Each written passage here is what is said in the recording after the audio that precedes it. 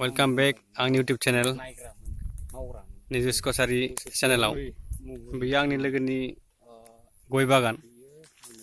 बागानजों लोगोसे दोङो नारें खारजि एक नाम्बाराव सिङाव सबाय बिमा दोङो बेनिफ्राय दङ मा गेजेर गेजेर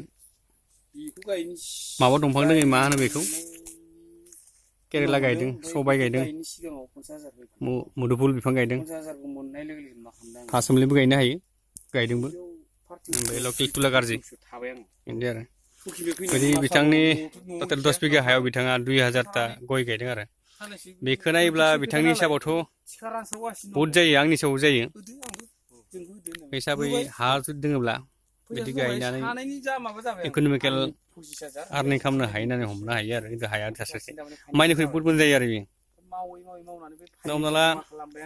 माइयाव गोबां खरसा दोङो बेयो one time investment one time expenditure खिन्थु लाइफ टाइम मोनसे बेनिफिट दोङो आरो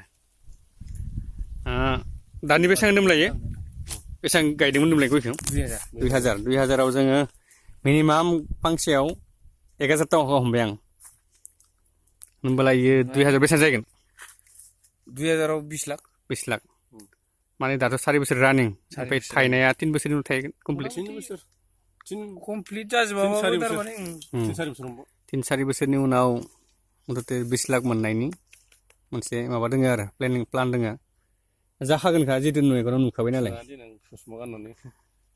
मोजां जुदि हा दङबा गारना दोननाङा आरो आं खावलायदों रिकुवेस्ट खालामदों मोजां आरो बिदि गय बयबो नुखादों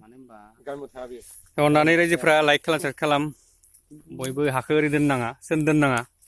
माबा मोनसेबाबो गायना दोनथार माबा मोनसे माव साख्रि बाख्रियाथ' बेखौ बुंनो हाला साख्रिफोराबो इनभेस्टमेन्ट खालामनांगौ आरो फैसाखौ इनभेस्ट खालामब्ला फै नेक्स्ट सेरावनो बै माबा दोङो कारजि दोङो नारें खमला दोङो गेजेर गेजेर बिराद मोजां आरो आइडिया मथथे सिम्पोल आइडिया गायबानो जायो उनाव गया ओंखारनायनि उनाव गेजेर थालिरफोर दोङो मालभग सिनि साम्पा होननाय दोङो बायदि बायदि रोखोमनि किसिम गायदों आरो बिथाङा मोजां नुदों आरो गाम्बारि दंबावो गेजेर गेजेर ओमफ्राय आरो बायदि बायदि दंफां दङ आरो गायना होदों गेजेर मोजां जादों सबाय गायदों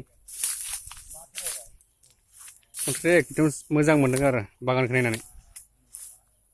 10 बिघानि बागान ना एकदम मोजां मोनदों हाया दा लकेसन हिसाबै सुमनकाटा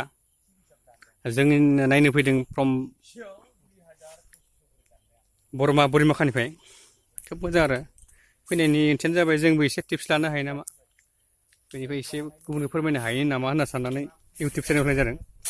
बेखायनो साबसक्राइब खालाम बिदिनो बायदि बायदि नुबाय थागोन मोजां चेनेल नोंथांमोनाबो नुगोन बिसोरनि टिप्सफोरखौ माबायदि गायो इन्टारेस्टिं जानांगौ गायनायनि हाखौ ओरैनो दोननाङा आरो जोबनायाव आंनि इउटुब चेनेलनि दिनैनि बागान देखायनायनि साइडखौ बेयावनो दोनथ'बाय जाबाय जय बर'।